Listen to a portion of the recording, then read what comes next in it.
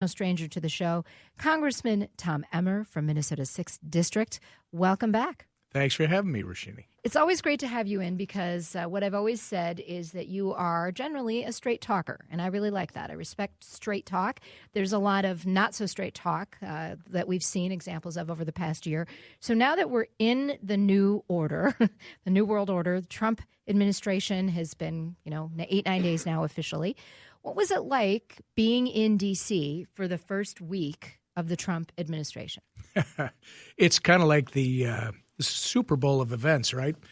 My wife and I were talking about the fact that I don't think it matters to the people of Washington, D.C., and specifically the different business owners, whether you own a restaurant or you're a vendor and you're out there selling T-shirts or coffee cups or whatever it is. They don't care if it's an inauguration or a protest. They just like the activity, and boy, it was something else, Roshini. I was there for, obviously, the inauguration on Friday the 20th. And I say I'm so glad you were, because not so obviously, with all the people who boycotted, all the members of Congress who boycotted, which I was particularly upset about. So thank you for going and doing your duty. It's an American event. I think the thing that we're all caught up in, and I shouldn't say we all, because this doesn't apply to everybody, but there are people that are on both sides of the political spectrum, if you will, and there's people all along that spectrum. But on the opposite sides, it's very emotional. The experience is very emotional when you win or lose an election. If you're a candidate, I can tell you that. But it's interesting to see how emotional it is for people who have given what they believe is their effort to help this country, and their candidate didn't win or their candidate did win. We got to get past, I think, the emotional part. We need to understand each other, right? We need to understand the emotion, and we need to accept it. It's not right for me to tell someone else that they're not entitled to the emotions they're feeling, but they need to process those, right? And somewhere soon, I hope we are going to get to a point where we get back to, I want the same things as you do. Essentially, we want the same things. We want to be safe and secure in our country. We want to have the opportunity for not only ourselves, but for our kids and our grandkids to have the freedom that this country is supposed to offer and the ability to be the best they can possibly be without government getting in the way. And I don't think that's a Republican value. I don't think that's a Democrat value. I think that's an American value. And when you were talking about the inauguration, again, I understand emotions, and that is an American event to me. About democracy. Yeah. That's what we're celebrating that day. The peaceful transition of power. And let me ask you this, Congressman Emmer. So that happens every 4 years, right? Your person either wins or doesn't. Why was it so much more emotional this time? I think there are major challenges in this country, Roshini, and I think they've been growing over the last, not just 8 years. I think they've been growing over the past 15, 16 years, since 9/11. I think we're finding a new balance in America. We almost, I know it's painful for some people, but there, to me, is a renaissance of interest, if you will, in the constitutional underpinnings of this country. What is the Constitution all about? What did our forefathers try to create? What does it mean to be free? What does it mean to have a right, the freedom to speak your mind? Where, when, how? A lot of people look at these as challenges, and they talk very dark about it, and it's, this is a terrible thing. Roshini, I think it's great. Yes, it's painful, but that's what's the beauty of this country is we're having these discussions, and now we have a whole new beginning. No, if this wasn't your candidate, he is the president for the next 4 years, and I think now it's time for elected people in office at every level, federal, state, county, local. It's time for us to get back to the work of serving the people that we offered to work for. Yes, thank you very much. That is what the president, his administration, the Congress should be doing. And there is this beautiful thing in our country created by the Constitution, this notion of checks and balances. So let's turn to some of these executive orders from the week. As we've seen, the visuals are very strong on Twitter, on TV, the sound you can hear anywhere of these protests that have erupted across cities and specifically at airports because people are not being allowed into our country who are escaping other countries, or maybe even people who have real green cards. They've been living here for 15 years. They were out on vacation. They're coming back. They're not being allowed in. So how does the Congress check the president on some of these executive orders that have gone out this week, not only on immigration, the 20% tariff on Mexican goods, things like that, but also on healthcare, things like that. How will the Congress now do its work? Well, first off, I think the checks and balances that you're talking about, I've never been a big fan of executive orders, whether they were being done by President Obama, who I think did more than anyone else.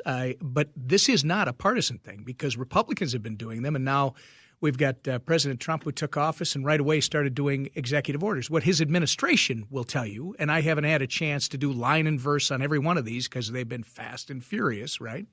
They will tell you that they are undoing things that the previous administration did, again, by executive order. All right. If that's true, then I don't know that we have a check and balance issue because I think the responsibility is still with Congress to pass the laws. But is that even factually correct? Because they can have an executive order, but if money is needed, you all hold the purse strings. But that is the issue because, and I've said this before when it was Barack Obama, and I'll say it now when it's Donald Trump. That's the Article I authority of Congress. Congress, and more specifically, the U.S. House of Representatives, has something called the power of the purse.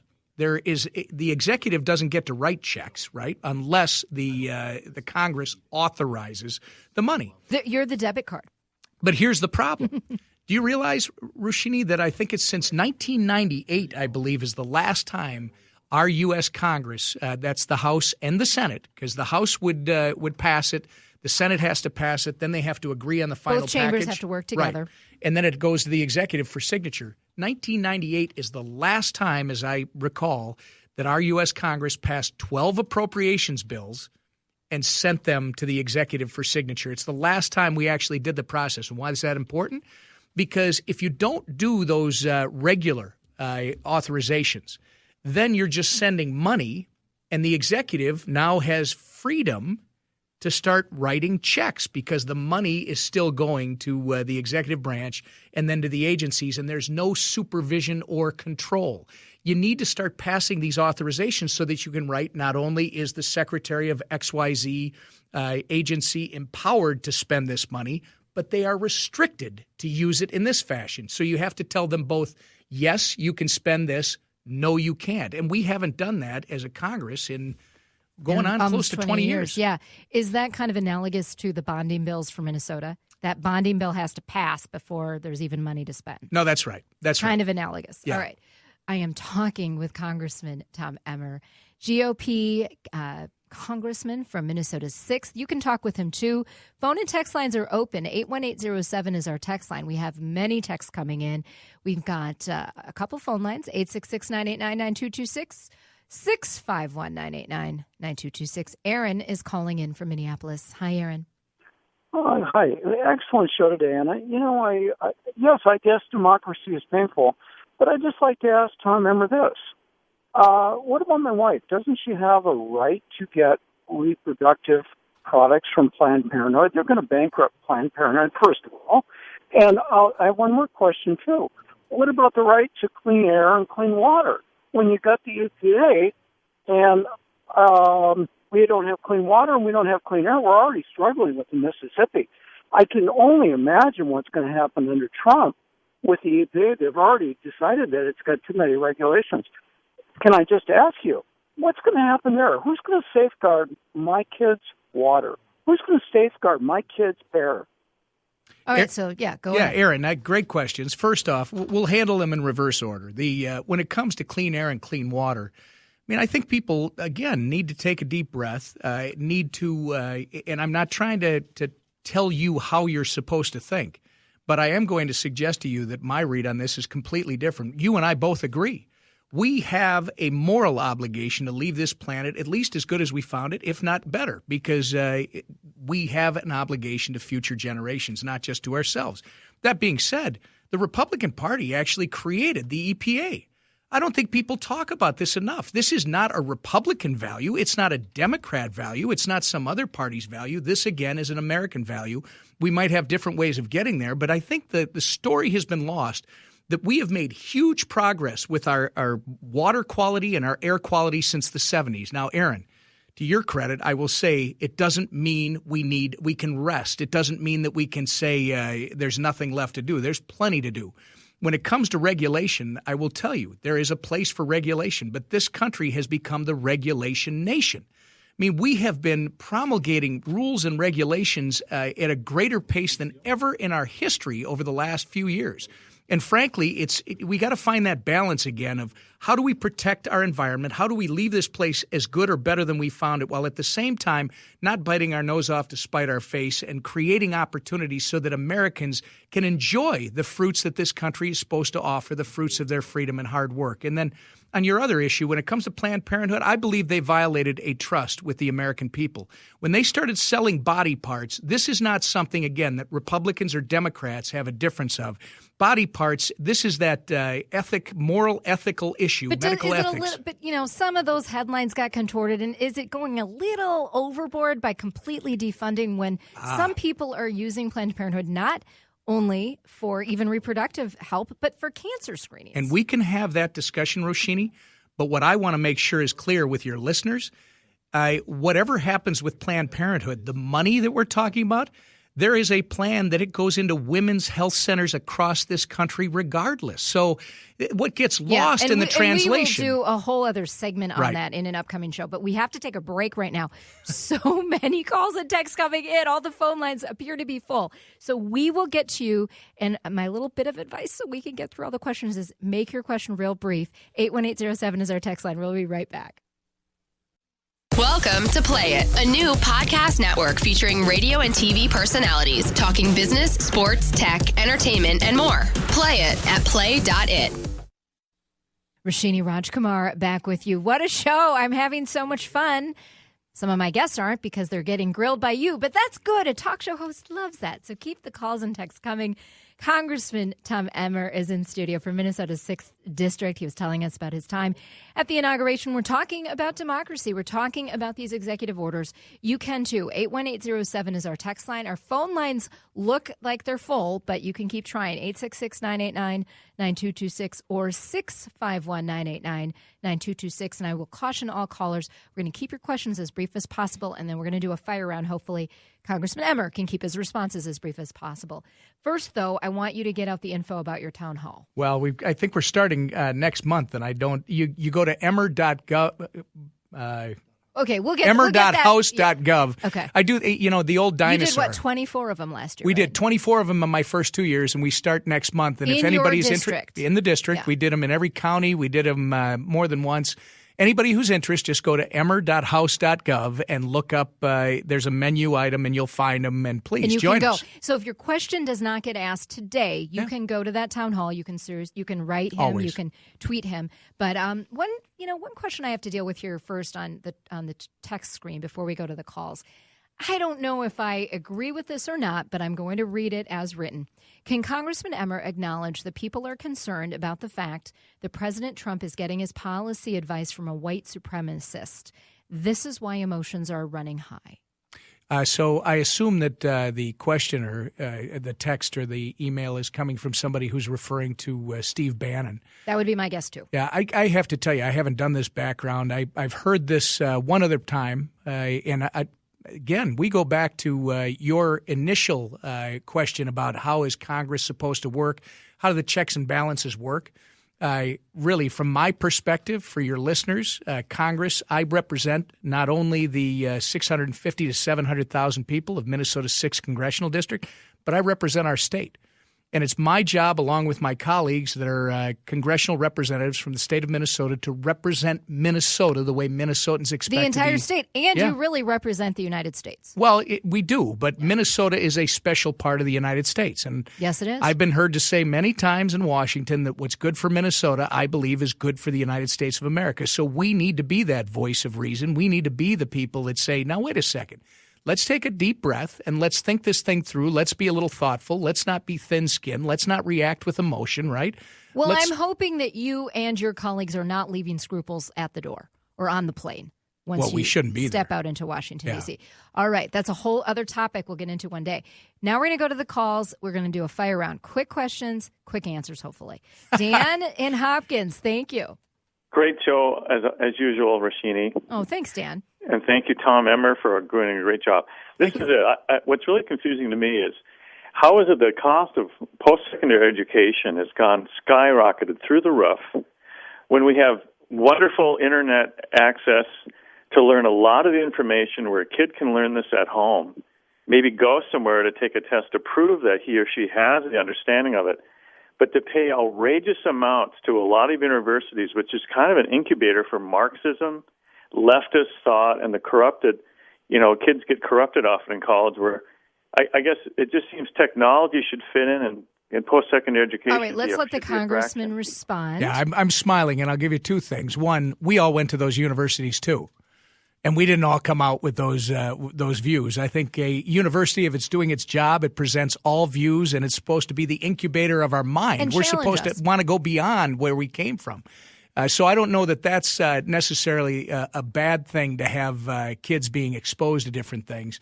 I will say, though, when it comes to where we're at in this country, the United States of America, the world, went through the agrarian age, moved into the industrial age. I believe we are in the age of technology. And the issue that government is having today is government is being used to fence out competition and, quite frankly, advancements. Because people who are making money today, they want to protect their bottom line. They want the status quo. They might agree to certain adjustments. Look at the way retailers work. Retailers are selling out of brick and mortar stores, and then you have Amazon moving in, challenging everything they've ever done, the formula that they reach their customers with, and how they make their money.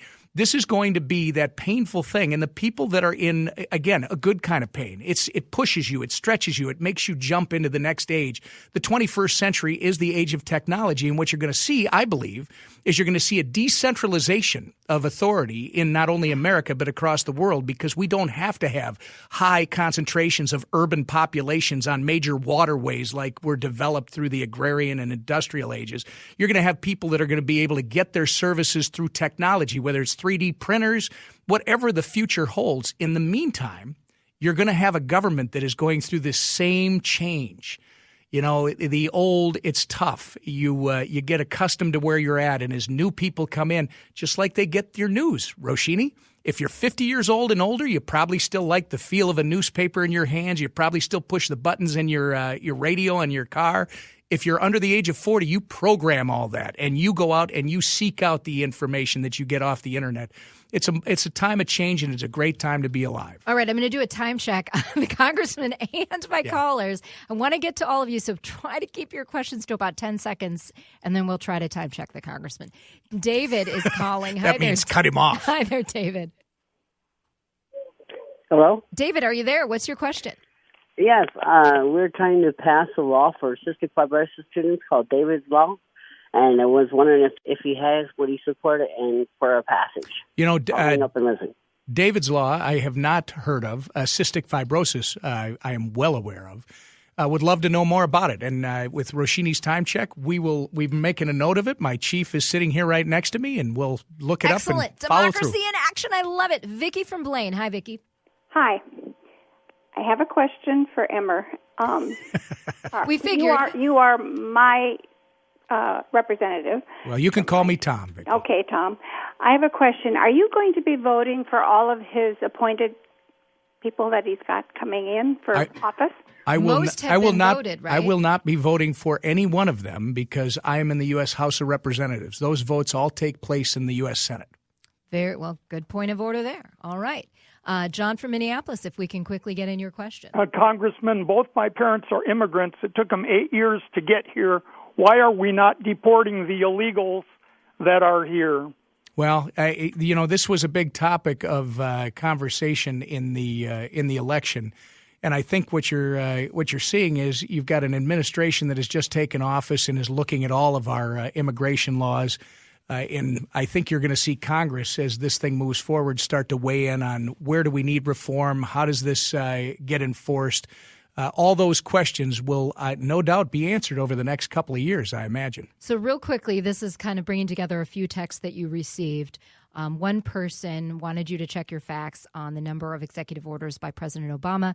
Another person is texting in, President Obama is fifth lowest out of the past 20 presidents in the number of executive orders issued during presidency, according to PewResearch.org. Now, I personally have not checked all the numbers. I guess we could all go check the numbers.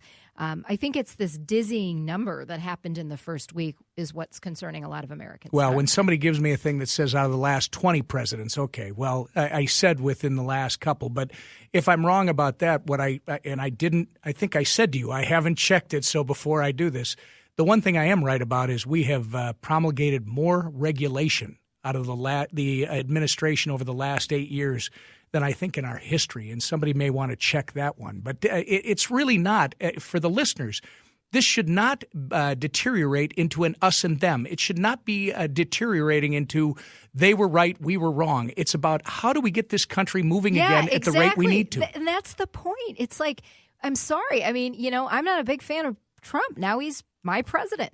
We got to get over it. We've got to unify, use that passion. What I loved about last week's marches were that they were peaceful. So let's not have violence. We have the right to protest and experience and put out civil disobedience, but let's put that into action. So, those of you who continue to not do action on these things, go volunteer at a school, go teach a kid, get a kid off the street, get guns out of their hands. That's where I'd like to see the action, and I get accused of being a leftist, a rightist. Here's what I'll tell you. I'm a pragmatic humanist. I like work to get done. You know that I compliment and criticize everyone. That's why this week we had Congressman Emmer on. Earlier this month we had Senator Franken. So I try to get voices from both the major parties and others. And I guess that's my little rant. I'll end that. And I'll let you have the last comment. Well, no, you didn't ask me. I not only went to the inauguration on Friday, but I was walking through that protest on Sunday. I mean, I would say this to all your listeners, too. Didn't know that. It's okay to take a position. We all have a perspective, a political perspective. We all have things that we favor or we don't like. But do me a favor. Don't cut yourself off from being challenged by the other side of your views. Don't walk away from somebody. Go get to know them. Yeah, just because they disagree with you. Something in their, in their opinion or their feeling, their emotion that you can learn from. It's okay to disagree. I mean, that's what I love about being a talk show host. I can have an opinion, and it is okay if you don't agree with me. I'm not trying to convince you of everything. What I want to do is enlighten, and that's why I invite the people on who I do, so we can enlighten. People can reach out to you, though, at your office. Yep. They can go to your town hall. Emmer.house.gov. Rep Tom Emmer is also his Twitter handle, so you can tweet him there. Always interesting and fun chatting with you, having you in studio. We appreciate you taking the time. So thanks so much for coming in. Thanks for having us, Roshini.